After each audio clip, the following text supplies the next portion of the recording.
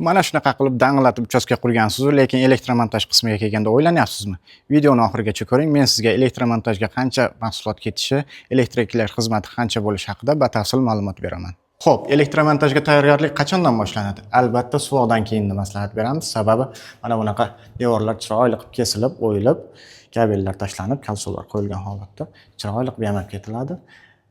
Tashqi ta'sir bo'lmaydi. Chiroyli qilib yamab ketilgandan keyin ziyon yetmaydi kabellarga. Xo'p, kabellar masalasiga kelsak, qanaqa kabel ishlatamiz? Biz tavsiya qilamizki, VVGNga iOS tipdagi mana shunaqa ichida zashtasi bor mis kabellarni tavsiya qilamiz. Bularning narxiga kelsak, 15 ming so'mdan 25 ming so'mgacha boradi.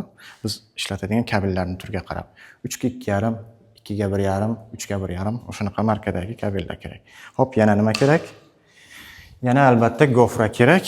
Iloji bo'lsa, mana shunaqa Rossiyani YEK firmasining gofralari bo'lsa yaxshi bo'ladi. Bu PVH gofra deb ataladi. Faqat ichki qismlar uchun mo'ljallangan, tashqi qismlar uchun esa PN gofra ishlatiladi. Xo'p, yana nima kerak?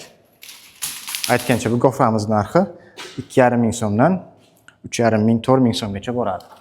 Xo'p, yana nima kerak deganlarga mana bunaqa.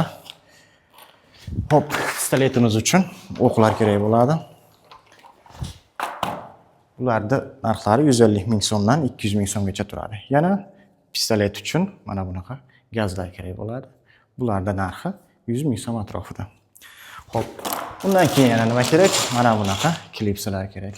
Ularning narxi ham 1000 so'm atrofida turadi. Xo'p, imенно aynan shu xonadon uchun qancha kabel ketdi, qancha gofra ketdi? Sizlarga aytsam, taxminan $3000 atrofida kabel ketdi, $500 gofra mahsulotlari ketdi. Taxminan $500 yana klipsa mahsulotlari ketdi.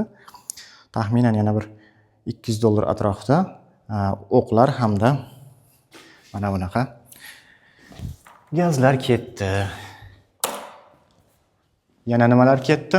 Internet uchun kabellar, TV uchun kabellar, kalso podrezetniklar, yana albaster, boshqa mayda-chuda narsalar uchun taxminan $150-200 mahsulot ketdi. Endi avtomatika qismiga kelsak, birinchi etaj hamda ikkinchi etajimiz shitlari avtomatika mahsulotlariga taxminan shu $1000 atrofida mahsulot ketdi.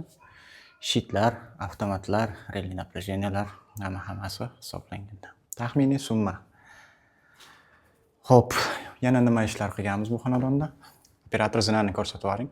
Zina uchun podsvetkalarga kabellar tashab ketganmiz.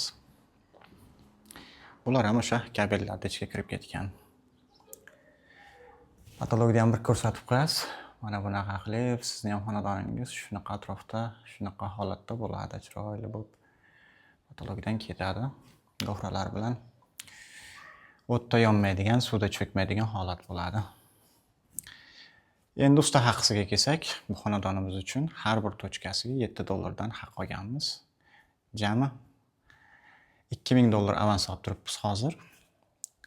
Qolgani endi ishimiz davom etyapti. Endi podval qismiga tushganmiz. Podval qismini ham tugatib olganimizdan keyin hamma tochkalar hisoblanib, to'liq summa olinadi. Bu chornovoy elektromontaj uchun narxlar. Asosiy qism отделкаdan keyin, ya'ni ichki ishlar, sirlash ishlari bo'lgandan keyin rozetka, включательlar qo'yiladi. Unga yana alohida haq olinadi.